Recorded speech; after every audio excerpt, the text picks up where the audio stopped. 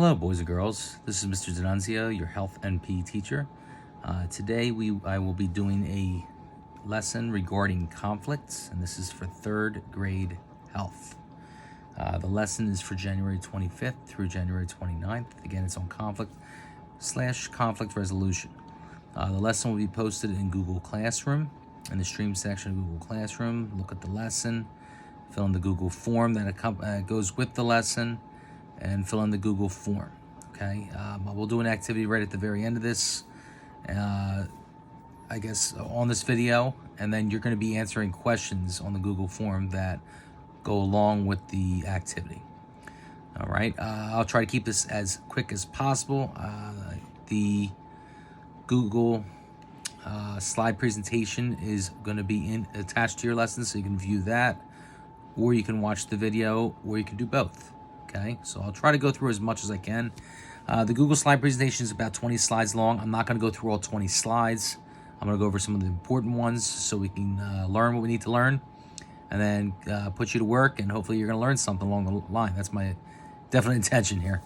Okay, so conflict/conflict resolution. First of all, conflict, all right, is a disagreement or an argument. All right, of course, it can become very verbal. Can become physical. So our goal and our intention is for this lesson is for you to be able to recognize what a conflict is, so you know what to do, so the conflict does not escalate into something more than just a conflict. So what doesn't work with a conflict? Yelling, refusing to change or compromise, refusing to work out a conflict, name calling, hitting, walking out, or belittling someone. All right, I did not say walking away. All right, walking away, sometimes people do walk away from a conflict, but you're going to have to eventually go back to it. So, obviously yelling and hitting, all those things would not be a good thing at all. All right, what does work is negotiation, working with somebody, mediation, listening to people, listening to both sides of what could possibly be the conflict. Look at both sides, see their side and see your side, and develop a win-win attitude. All right, because if you have a win-win attitude, and what that means is that you're going to try. Your intention is to try to work something out.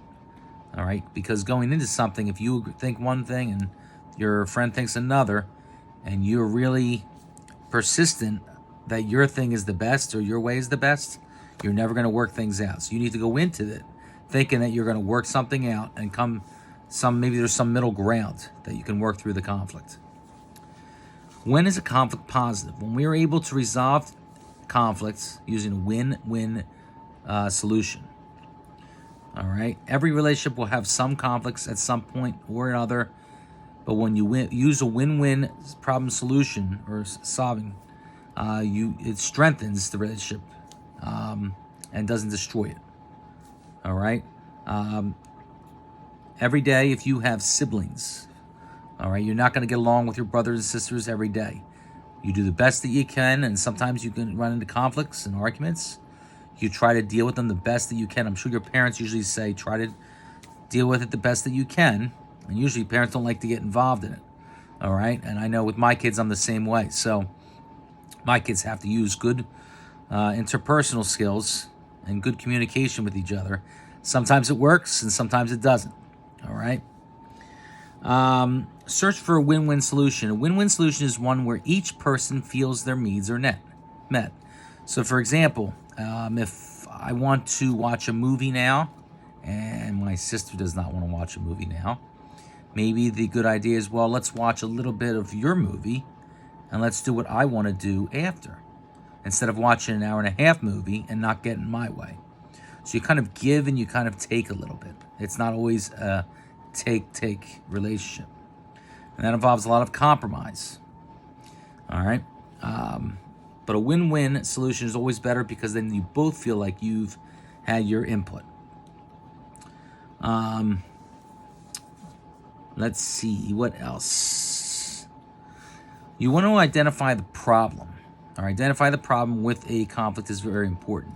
And you use that using I messages. For example, I feel upset when you're talking when I'm teaching. Or I feel upset when you're not listening. That's using iMessages. All right. If you don't use iMessages and you direct it right at the person, for example, you're making me upset, or you are not listening. All right. It's very direct to the person, but it's a little bit harsh, and sometimes the person might not receive it well. But when you tell them how you feel, it makes things sound a lot better, and in turn, they're going to respond back to you with iMessages. All right, and they might, use iMessages and say something back to you, and they say things from their point of view. You say things from your point of view. There's that middle ground that you're trying to meet, and every conflict will have a middle ground. You want to brainstorm some possible solutions. I just gave you some ideas for some possible solutions. My kids always argue about when they want to do things together, whether it's what board game they want to play. I want to play Monopoly. My other kid says, I want to play Yahtzee. And they argue back and forth that you could play Yahtzee one night, you could play Monopoly the next, where you play a little bit of Monopoly and a little bit of Yahtzee, even though Monopoly is a 5-hour game. These are just all ways to compromise. You got to brainstorm different solutions, because obviously Monopoly is not a game that you could play real short. So, but all good suggestions. But again, for you, do the best that you can when it comes to brainstorming solutions.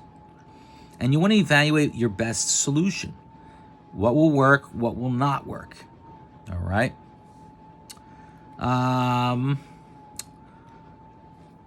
Carry out the method that you decide. So, for example, if you do decide to do that game thing, where you do one night, one the other, carry out and see if it'll actually work out. I know the example that I'm giving is kind of goofy, all right, but it's something that happens among siblings. If it works amongst you, then you follow through with it. If it doesn't work, you might need to change it. A good example of this, and I know it's not a conflict usually, but when we do Mission Impossible, and the conflict that you have is trying to get from one end of the gym to the other, use equipment that we give you without touching the floor. Everyone has an idea that they'd like to do. You start off doing the activity, you're moving across the gym floor. Sometimes the activity works, sometimes it doesn't. So you move along, and if what you're doing is not working, then you change it up and you try something new. Same thing with this. If you're in a conflict and you try things out and you're trying to work through things, it's not working, you might need to adjust. And adjusting is absolutely okay. All right, communication is one main step in preventing conflicts from occurring. If you have open communication with the person that you have a conflict with, hopefully that will not lead to further conflict or not lead to further problems. And that whether it's with your siblings, whether it's with your parents, or whether it's with friends. All right, you always want to be truthful, you want to be honest, and you want to be open. All right. In the Google slide, it says something about you statements. You never want to use you statements. All right. Only start with I statements. Again, these are called I statements. All right. Remember, it takes time. All right. I have a big yield sign in the Google slide presentation. It says slow down. All right. It takes time to settle a conflict. Nothing happens fast. So take things slow, and hopefully things will work out with whatever you agree with. All right.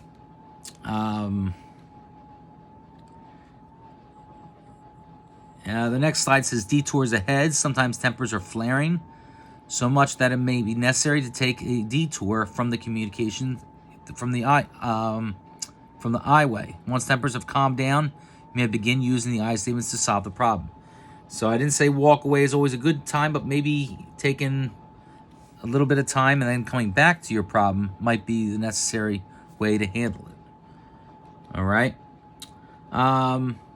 And I think that's about it. There are a few other slides in here that you guys can take a look at. But this is really about conflicts. All right. Now, conflict resolution is kind of what we talked about. It's working things out. Now, I want you, for your activity today, to think about a conflict that you had. Maybe you had the conflict with your brother or sister if you're an only child. My wife's an only child, so she did not have any problems with any of her siblings. But Maybe your parents, you don't always agree with your parents all the time. So maybe you had a conflict with them. Maybe you didn't agree with something and you had a conflict. Maybe you had a conflict with another student at school or a teacher. So just take 10 seconds and think about that conflict. Think about what it was, who you had the conflict with, and what the conflict was all about. Take 10 seconds and think. Okay, now that you had an opportunity to think about the conflict, how did you react to the conflict? Were you calm? Were you aggressive? Did the conflict get out of control? Think about that for 10 seconds.